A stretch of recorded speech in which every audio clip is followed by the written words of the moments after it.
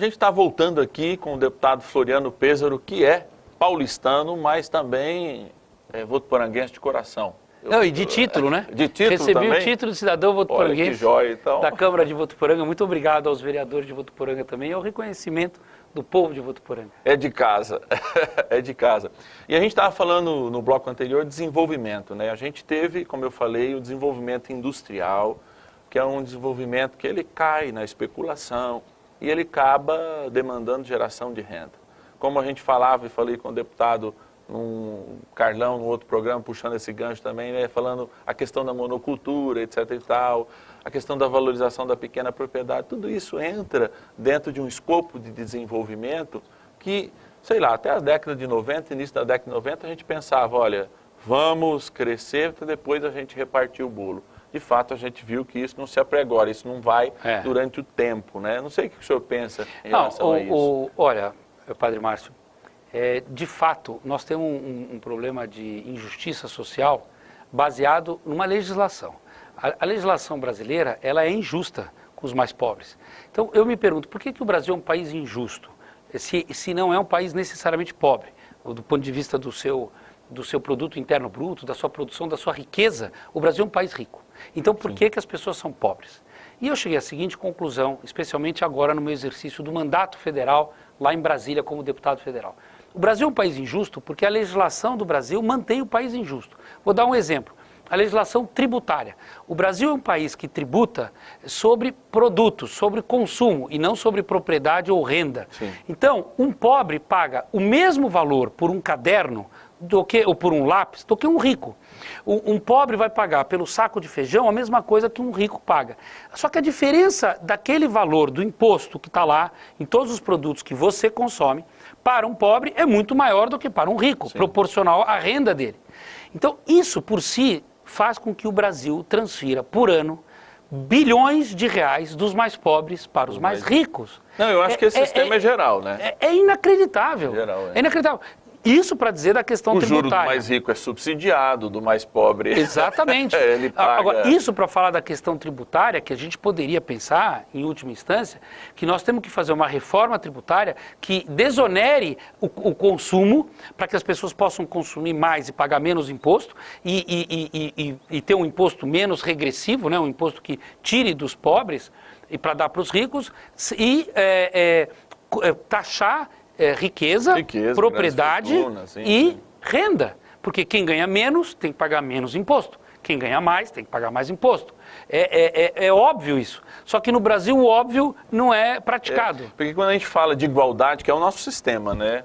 Tratado igual, né? Isso não é justo, né? Não é justo. Porque o princípio do desenvolvimento social é um negócio que chama equidade. Equidade. Ou seja, dá mais para quem precisa de Aliás, mais. a equidade vem antes da igualdade. Exatamente. É o princípio da igualdade. É o princípio base.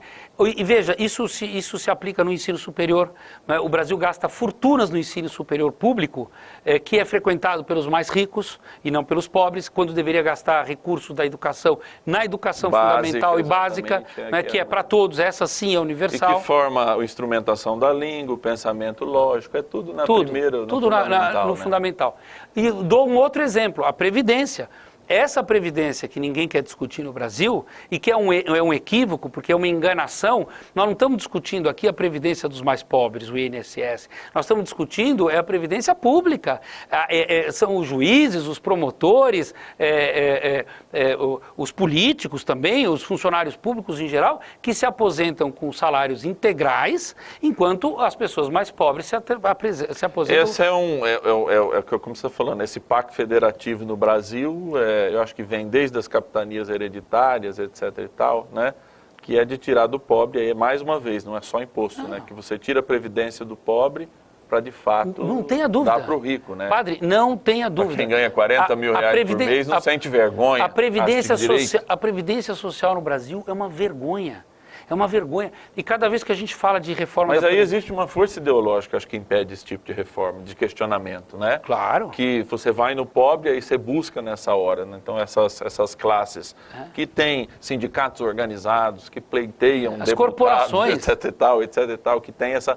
Na verdade, emperram isso porque justamente vão ser atingidas no seu coração. Padre, né? Toda vez que tem uma reforma importante, que o Brasil precisa de reformas para melhorar o seu desenvolvimento, para desonerar o seu desenvolvimento e para buscar a justiça social a partir da mudança dessas leis, o que a gente vê na galeria do Congresso, da Câmara?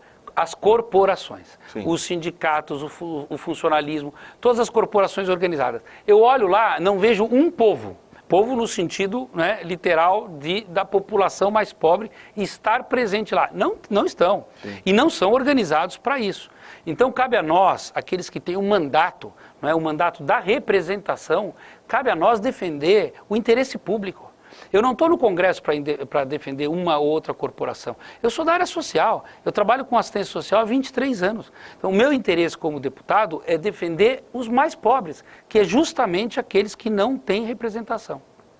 Bom, eu acho que quando a gente senta alguém que é na área legislativa, enfim, a área executiva aqui, eu sempre paro numa coisa, a questão do pacto federativo. O Carlão veio aqui esses dias, o Juninho, quando está aqui sentado, o doutor Francisco, enfim, que é um vereador aqui também, nós temos um pacto federativo que eu acho que volta aí, que é de capitania hereditária, né? É verdade. Quando a gente olha, nós subsidiamos juros para os ricos, né?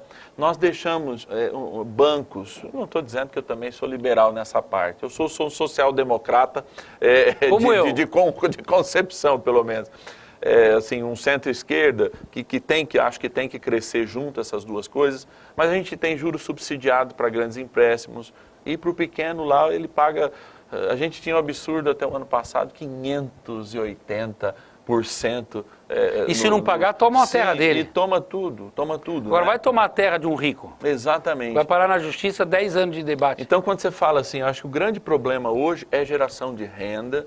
E a geração de renda ela não pode acontecer da noite para o dia, ela tem que estar atrelada à educação de base, que dá essa formação do instrumento que é a língua, da instrumentação lógica, enfim, para depois a gente formar bons engenheiros de fato, né? Porque muitas vezes a gente olha hoje para a formação de graduação superior e a gente fala assim, mas vocês aprenderam o quê, né? E a questão da distribuição de renda depende disso, né? Porque se eu der a possibilidade dele sair daquela escada social para ir para outra, como é que eu dou isso? Ou roubando, ou virando cantor, ou muitas vezes não um político não honesto, jogador de futebol, e não, sei lá... Mas eu penso o seguinte, padre, nós temos aqui um grande desafio, a gente vive a sociedade do conhecimento.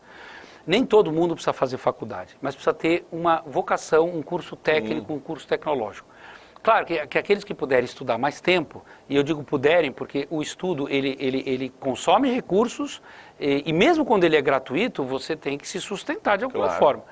Então, o importante é ter um conhecimento específico. Hoje, na era do conhecimento, se você tem um conhecimento específico, você consegue avançar mais. E é bom lembrar sempre que a remuneração futura, quanto aquilo que você vai ganhar no futuro, está muito vinculado ao tempo de estudo. Então, quem estudou mais tempo terá no futuro uma remuneração maior. Porque o trabalho daqui a 20 anos vai mudar totalmente, né? Muitos empregos, que a gente já tem hoje não existia. Muitos empregos não existirão e muitos empregos do futuro ainda não existem. Esse é outro grande desafio da sociedade moderna. Mas, de qualquer maneira, a base da educação é fundamental.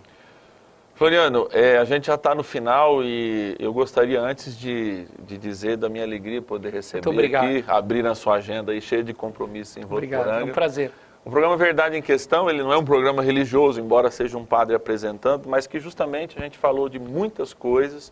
Eu estabeleci com você, né, a busca de muitas curiosidades, mas justamente porque eu acho que existe uma coisa em comum entre todos nós que somos homens públicos, não necessariamente aquele que tem uma delegação como deputado ou uma liderança, sei lá, como um sacerdote, um pastor, etc. e tal. Não. Eu acho assim, o grande pacto que a gente tem que fazer hoje, além do federativo, que é uma discussão, né, de voltar, de desonerar, etc. e tal, é um pacto que alguém tem que perder para muitos ganharem. É um pacto que a Europa fez no pós-guerra, né? Ela deixou para a ilha aquele liberalismo agressivo, que também desenvolveu a Inglaterra, enfim, mas ela assumiu uma outra coisa. Antes de ter um carro bom, que todos tenhamos uma estrada boa. Você não acha que esse é o grande perfil aí, já para encerrar, que nós necessitamos, então, até reformar os nossos objetivos, para, perdendo um pouco, a gente fazer que o todo ganhe mais? Não tenho dúvida. Aliás, eu tenho uma frase que resume isso, que é, se não for para todos, não será para ninguém. Se São Paulo não for para todos, se o Brasil não for para todos, não será para ninguém. Eu estava recentemente com o governador Geraldo Alckmin, justamente discutindo a questão do desenvolvimento econômico e social. É um binômio, o país só cresce baseado nessas duas estruturas, econômico, social, social, econômico. Isso tem a ver com a melhoria na qualidade da educação, tem a ver com o cuidado com a saúde e tem a ver com a assistência social. E toda a parte de produção deixar para o mundo privado. Claro, sempre com regulamentação pública, mas quem tem que fazer a produção é o mundo privado. O governo não produz, o governo administra a riqueza. Esse é o conceito que nós temos que ter. E esse conceito da distribuição mais justa de renda, para que todos possam viver melhor e consumir mais. Tá certo. Eu vou resumir, eu fiz um ano de economia e eu tenho um professor saudoso, que eu não vou dizer o nome dele, porque ele era um judeu, e talvez eu me complique dizendo o nome, mas ele diz assim: quem precisa de pai na economia não é patrão, mas é pobre. Eu acho que essa encerra um pouco a nossa reflexão. Sucesso, Floriano. Muito obrigado, padre. Muito obrigado. Amém. Muito obrigado. Foi uma alegria poder recebê-los. Esse é o programa Verdade em Questão. Nós somos a TVU. A alegria da sua audiência faz com que a nossa programação se enriqueça cada vez mais. Eu te espero na semana que vem. Fica com Deus.